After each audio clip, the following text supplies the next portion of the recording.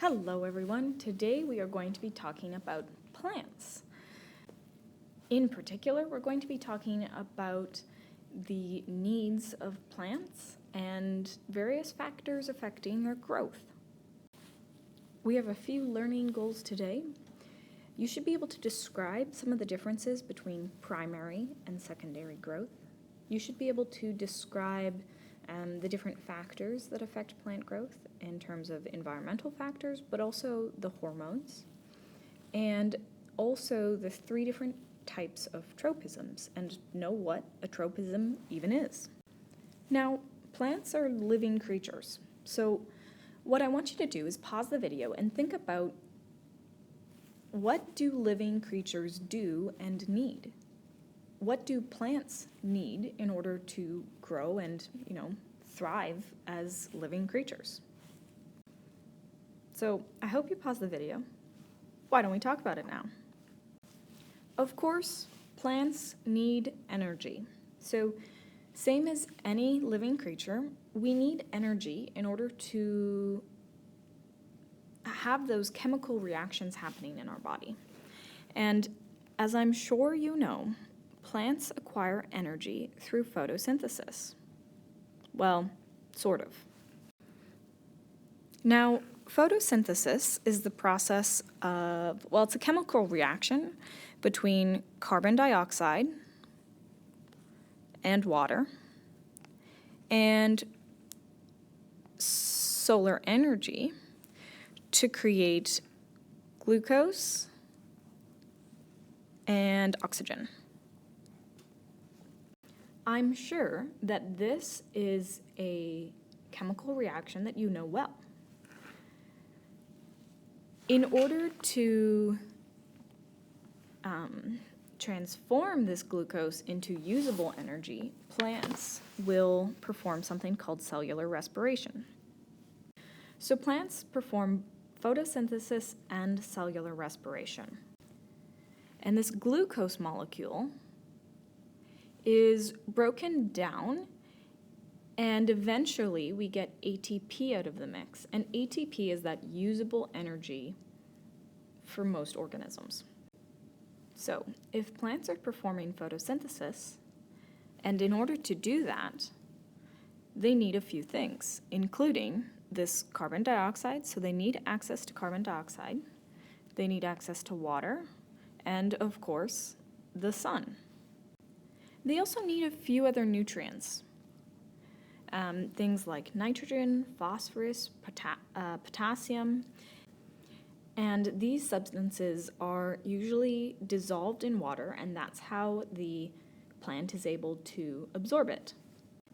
If you recall a previous lesson with fungi, mycorrhizae fungi are really important for allowing these nutrients to be in a form that plants are actually able to absorb. So next up we have gas exchange. If we take a look at this photosynthesis reaction, we have two gases. We have carbon dioxide and we have oxygen.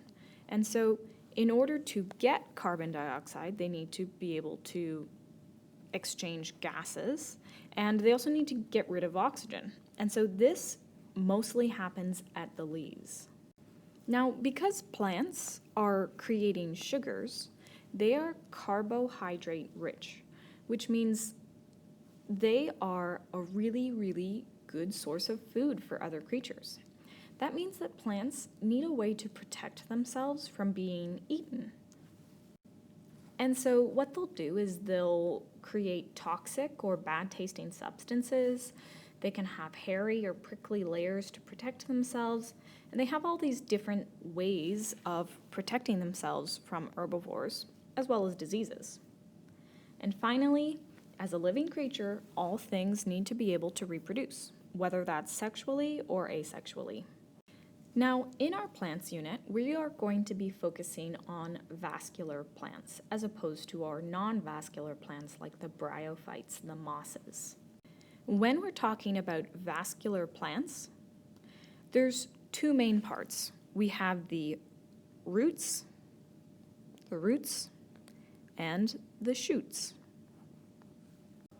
As I've mentioned in a past lesson, vascularization is basically tubing used for transport. Think of human blood vessels. One way to really obviously see vascularization is in celery. When you stick celery in food coloring water, food dyed water, you can see them very visibly. So those are little vascular bundles in the celery, those little dots. And these tubes help to transport material, water, glucose, whatever it is. So like I said, vascular body of plants has two parts. We have roots, which are underground, and shoots, which are above ground. Roots have a few particular functions, including anchorage, which means it holds the plant in the substrate, the soil. Roots obviously help with absorption of water and nutrients. Remember, those mycorrhizae symbiotic relationships are going to be with the roots of plants and fungi. Roots also act as storage for water as well as glucose and transport. So they're going to be moving that water or glucose around. Well, they're going to be part of what moves the water and glucose around the plant. And then, of course, we have shoots. So shoots is anything above ground, so those leaves and stems. The function of these shoots is largely photosynthesis, because obviously above ground, that's where you're going to be accessing sunlight. That's where you're going to be photosynthesizing. There's also reproduction, so that's where we're going to get our flowers and seeds and fruits, as well as transport. So again, you're going to be having certain tissues that will transport the water and nutrients, and there is some storage depending on sort of what type of plant it is. Check out our happy little plant here. So you can see our two sort of parts of the plant. We have our roots underground and our shoots above ground. When we are talking about a plant, they have organs just the same as, other organisms do. We will generally be talking about the roots, the stems, and the leaves. Not only do plants have organs just the same as humans do, but they also have tissues just like humans. We call them different things. The first type of tissue you'll need to know is dermal tissue. Dermal tissue is comparable to dermal tissue in humans in that it's the outermost layer. So it's the layers of cells that are on the outside, and their purpose is to protect against injury, to prevent water loss and disease. There are two types of dermal tissues, which are the epidermis, so just like humans, and the periderm. The next type of tissue we're going to be talking about is vascular. Vascular is so important, it's going to get a lesson all on its own. And so there are two types of vascular tissue, the xylem and the phloem. And so if you recall, the vascular tissue is like the circulatory system, but for plants. And so these tissues are going to be transporting water and nutrients around the plant, so they're very important. And our final tissue type is ground tissue. And there are three types of ground tissue, the parenchyma, the collenchyma, and the sclerenchyma. This ground tissue does lots of things. For example, the parenchyma will store carbohydrates, like starch, but they're also going to be where cellular processes happen that support the growth and development of the plant. Whereas our collenchyma is doing that as well, the growth and development, but they can also support and protect the plant. And our sclerenchyma will also be supporting and protecting the plant. Our final tissue type is called meristematic tissue, or meristem tissue, and that's the tissue we're going to be focusing on today. This tissue includes cells that are actively dividing. So they're undergoing the process of mitosis to create more cells. And these cells, these undifferentiated cells, currently haven't yet specialized. And what will happen is eventually they will develop into specialized cells and tissues. So these meristematic tissues can be compared to human stem cells because they're undifferentiated cells, which will eventually become specialized and be a part of some tissue. Now, I said that meristematic tissue was where cells are multiplying and dividing. So we're having mitosis occur there. And when we have mitosis, it means we are growing. The plant is growing. And this lesson is all about growth. So what we have is two types of growth. We have what's called primary growth and secondary growth. And you can see in the brackets here, we have the number 1 and this little degree symbol. And so what you might see is that used as a representation of the word primary. And then over here we have secondary. So primary growth occurs at the apical meristem. And remember, meristem is where we are getting that cell division. And so our apical meristems are going to be found in a few places on a plant, including at the tips of the stems, at the tips of the roots, and at buds, so right there.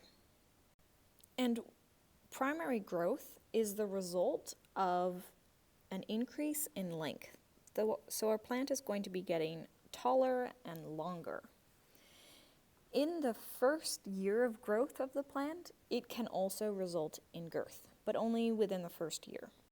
Now, secondary growth typically happens after primary growth, will occur at the lateral meristem. And so lateral meristems are found throughout the stems and the roots. And secondary growth of the lateral meristems will result in increase in girth. So that means it's getting fatter.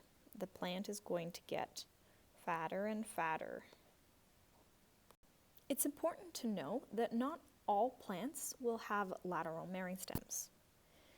Take a look at this pattern. Can you think of a particular plant that would have these lateral meristems? Pause the video if you need to. Hopefully, you thought of tree rings. And so there are many trees who do have lateral meristems, and that is the result of increased girth in the stem or the trunk of a tree. Now, some plants don't have those lateral meristems, and so what they will be doing is they're going to be growing in length. And they might grow out and up and get more branches, but in general, they're not going to be growing wider. So here's a bit more information on that primary growth. So remember, primary growth results in lengthening of these shoots or roots. And depending on where the cells are, they're going to differentiate to become different tissues. So apical meristems of the shoots are going to create leaves, stems, and sexual reproductive organs like the flowers. And what's going to happen is these undifferentiated cells are going to differentiate and become specialized tissues. For example, if it's a cell towards the outside of the plant, then it's probably going to become an epidermal cell of the leaves, stems, or sexual reproductive organs. If we're talking about those dividing cells in the roots, then these cells are going to differentiate and become cells that exist in the roots, including the root cap.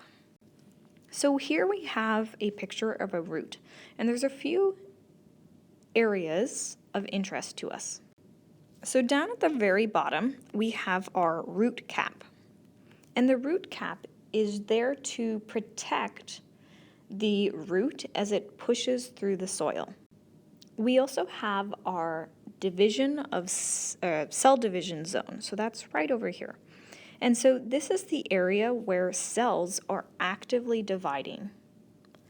As we move up the root, so we're going up the root, we then have our elongation zone. And so in this zone, these cells are no longer dividing. Instead, they're growing in length.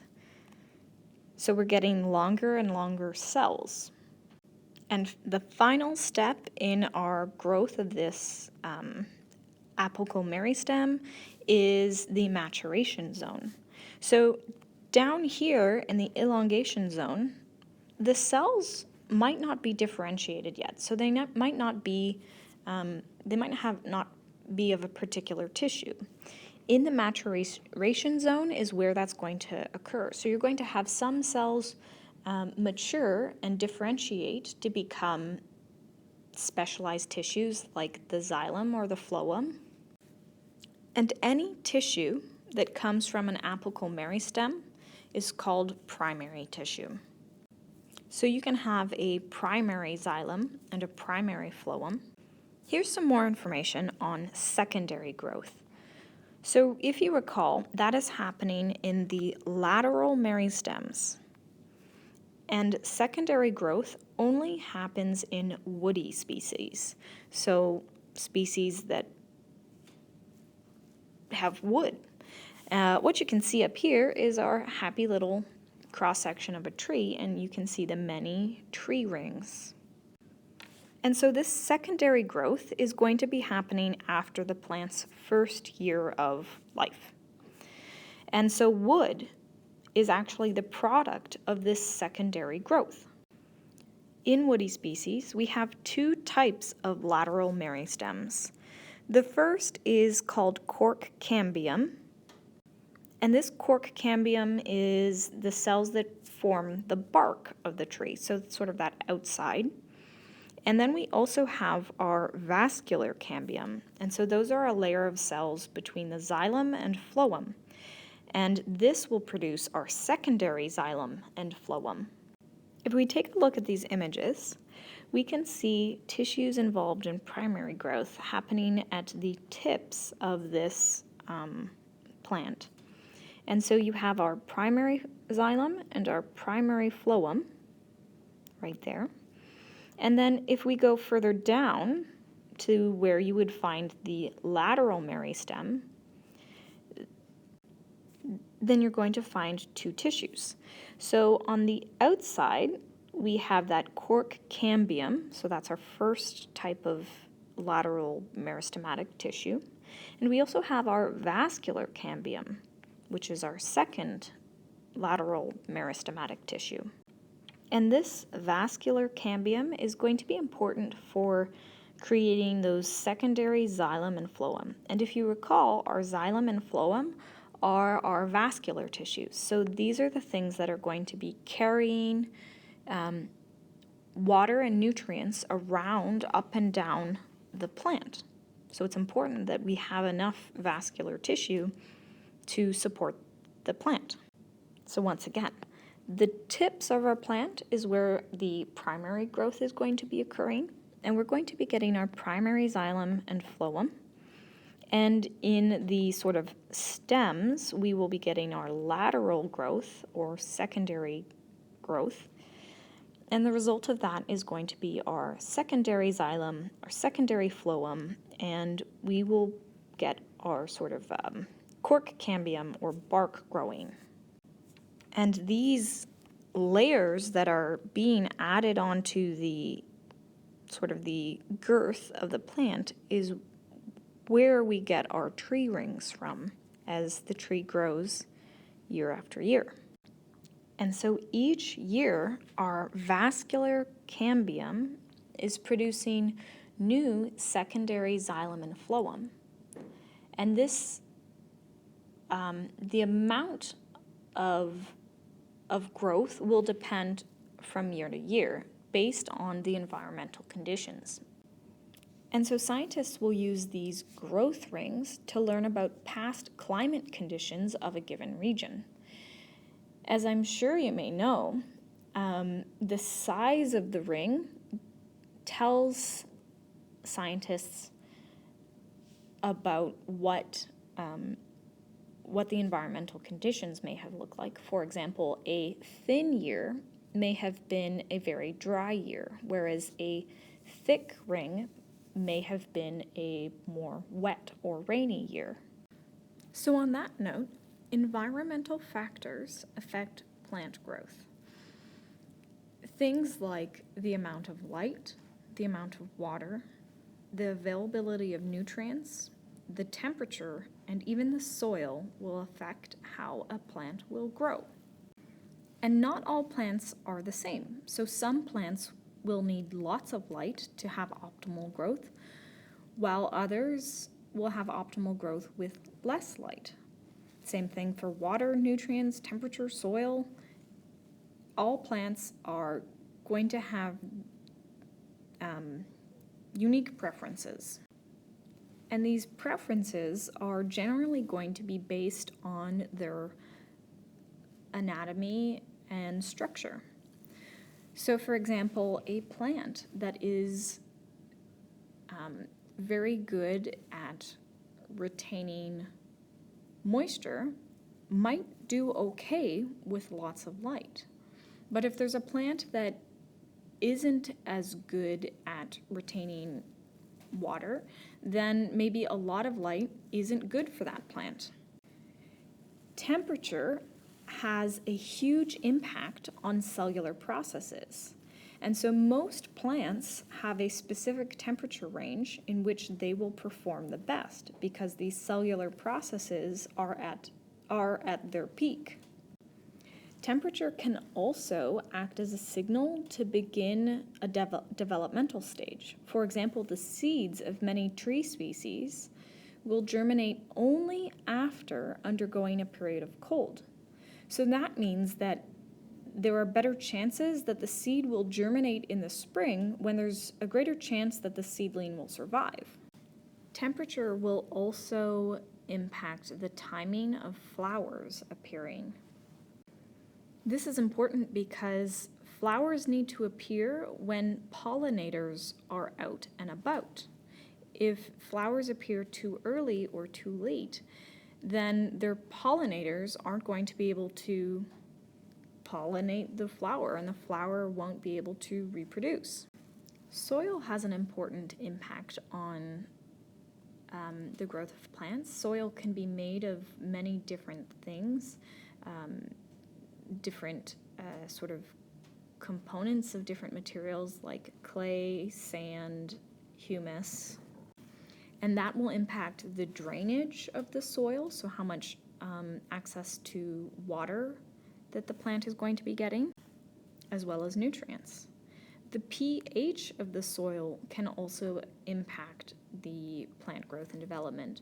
So soil can be acidic, basic, or neutral, and each plant will have a preferred pH in which they can best survive in. It's important to know, though, that soil is not necessary for plants to survive so long as they're getting their nutrients and water from some source. Now, earlier I mentioned that plants need nutrients, and so all along here are the nutrients, the macronutrients that plants need, things like carbon, hydrogen, oxygen, nitrogen, phosphorus, potassium, calcium, sulfur, and magnesium. And each of these types of nutrients will come in different forms. So, for example, carbon comes in the form of carbon dioxide, and that will allow plants to eventually transform it into glucose. So that carbon is really important for our carbohydrate. Hydrogen will come in the form of water. Oxygen will be coming in the form of carbon dioxide, water, or oxygen. And then, of course, we have our nitrogen, phosphorus, potassium, calcium, sulfur, magnesium, and you will get fertilizer that contains some of these nutrients that are really important for plant growth. I'm not going to get into the functions of them, but they will each help the plant function in some distinct way. And when we don't have those important nutrients, there's going to be an impact on the health of the plant. Our next topic is tropisms. So a tropism is basically a change in direction of growth or movement of a plant in response to a specific stimulus. And this stimulus can be lots of different things. Now, Charles Darwin and his son, Francis, noticed that plants will orient themselves in the direction of light. So here the stimulus is light, and the plant is going to be moving towards the light. And so they conducted a number of experiments, and you can see them over here. And so we have our control. They used little seedlings, so baby plants, and they did a number of things. Over here we have our sun. So in one, they removed the tip of the plant. They covered the tip of the plant with a little cap. Here they covered the tip of the plant with a transparent covering, and here there was, they covered the base. And so basically what they concluded was that there is something in the tip of the plant that is causing the plant to bend towards the light. This particular tropism is called phototropism, or a change in direction of a plant in response to light. So photo, light, tropism, change in direction. So these plants, the ones that aren't covered anyhow, are moving towards the light. Another type of tropism is gravitropism, and that's a directional change in response to gravity. And so what will happen is it will cause a plant to grow its roots downward and its shoots upward. So in the fall, when people plant bulbs, you could hypothetically plant the bulb upside down, and the shoot would still grow upwards and the roots would still grow downwards, and this will help ensure that the plant is able to grow. Another example of gravitropism is when you see plants growing on the sides of cliffs. And so the roots are still going to develop in the soil, and the plant, or the shoots, are still going to grow in an upwards direction. And so this is gravitropism. Our last example of tropism is thigmotropism, which is a directional change in response to touch. So the classic example of this is vines. When vines come into contact with another structure, they are going to wrap around and try to attach themselves to this structure. Now, these tropisms are caused by plant growth regulators, and these are some of them are hormones and some of them are other chemicals that allow the plant to modify their growth and differentiation. Auxins are a really important plant growth regulator, and they promote elongation of cells, and it's really important for phototropism.